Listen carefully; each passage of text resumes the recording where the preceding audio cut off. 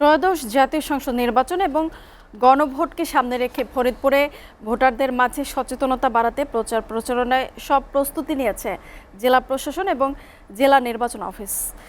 দর্শক, এ বিষয়ে আমরা বিস্তারিত জানবো। আমাদের সাথে যুক্ত হচ্ছেন ফরিদপুর থেকে সরাসরি সহকর্মী সুজাউজ্জামান জুয়েল। জুয়েল, গণভোটের প্রচারণায় কি কি প্রস্তুতি নিয়েছে স্থানীয় প্রশাসন, জানাবেন।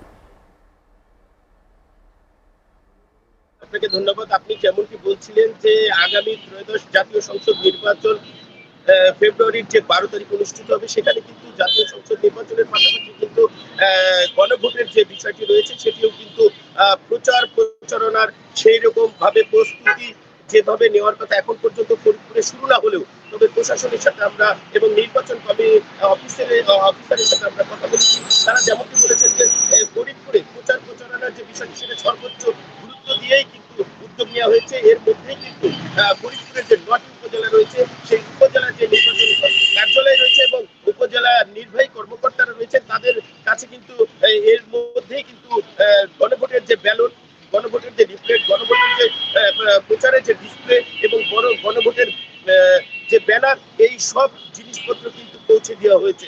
এছাড়া আমি আপনাকে একটি বিষয় জানিয়ে রাখি যে আগামী যে 21 তারিখ যে প্রতিবরাদ্দ, এরপরে কিন্তু 22 তারিখে যে প্রচার প্রচারণা রয়েছে, সেইখানে কিন্তু প্রশাসনের তরফ থেকে সর্বোচ্চ উদ্যোগ নেওয়া হয়েছে যে 24 পরবর্তী পরিস্থিতির যে কার্যক্রম এবং সেই বিষয়টি সামনে রেখে আগামীর বাংলাদেশ বিনির্মাণের যে যেই প্রতিফলন দেশের ছাত্র জনতা গণ আন্দোলনের মাধ্যমে যেটি অর্জন হয়েছে, সেই অর্জনের যে পরবর্তী যে পরিস্থিতি, সেই বিষয়টিকে সামনে নিয়েই আগামী যে গণভোট যে 12 তারিখে, সেই গণভোটে কিন্তু সর্বোচ্চ যে যে পরিবেশ তৈরির বিষয়টি সেটি কিন্তু তারা গুরুত্বের সাথে নিয়েছেন এবং এই বিষয়টি জনসাধারণ অর্থাৎ কৃষক, শ্রমিক, বৃদ্ধ বনিতা এবং সাধারণ মানুষ থেকে শুরু করে সব জায়গায় কিন্তু এই প্রচার প্রচারণা চালাবেন, এমনটি কিন্তু জানিয়েছেন। এছাড়া বিভিন্ন মোড়ে, চায়ের আড্ডায়, বাজার এবং প্রতিটি জায়গায় কিন্তু এই গণভোটের যে প্রচার প্রচারণা সেটি কিন্তু চলবে, এমনটি কিন্তু জানিয়েছেন।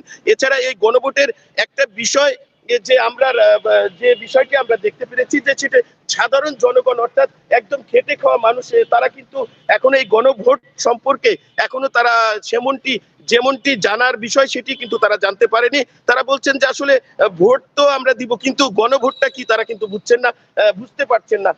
এরকম কিন্তু একটা বিষয় আমরা দেখতে পাচ্ছি যে তারা বলছেন যে আমরা যে ভোটটি দিতে যাব, গণভোট দিব, হ্যাঁ ভোট কি কি জিনিস বা না ভোট কি, এই বিষয়টা তারা বুঝতে পারছে না।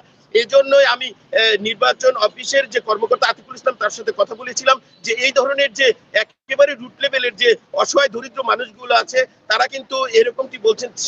তারা বলছেন যে আমরা বিভিন্নভাবে ডিসপ্লে, ডিজিটালের মাধ্যমে, ডিজিটাল প্ল্যাটফর্মে, এছাড়া বিভিন্ন অ্যাঙ্গেলে আমরা কিন্তু সাধারণ মানুষের দোরগোড়ায় এই গণভোটের যে হা ভোটের যে বিষয়টি সেটি কিন্তু আমরা অবহিত করব এবং গণভোটটা যাতে প্রতিটি মানুষের দোরগোড়ায় পৌঁছতে পারে, যে এইটা 24 পরবর্তী যে পরিবেশ এবং আগামী বাংলাদেশ বিনির্মাণের সর্বোচ্চ গুরুত্ব দিয়ে হা ভোটের বিষয়টি কিন্তু প্রশাসনের তরফ থেকে সর্বোচ্চ উদ্যোগ নেওয়া হয়েছে। এই ছিল আমার কাছে ফরিদপুরের 4টি নির্বাচনে যে কার্যালয়, রিটার্নিং কর্মকর্তার যে কার্যালয়, তার সামনে থেকে গণভোটের সর্বশেষ খবর। মুনিয়া, চলে যাব আপনার কাছে স্টুডিওতে। জুয়েল, আপনাকে ধন্যবাদ।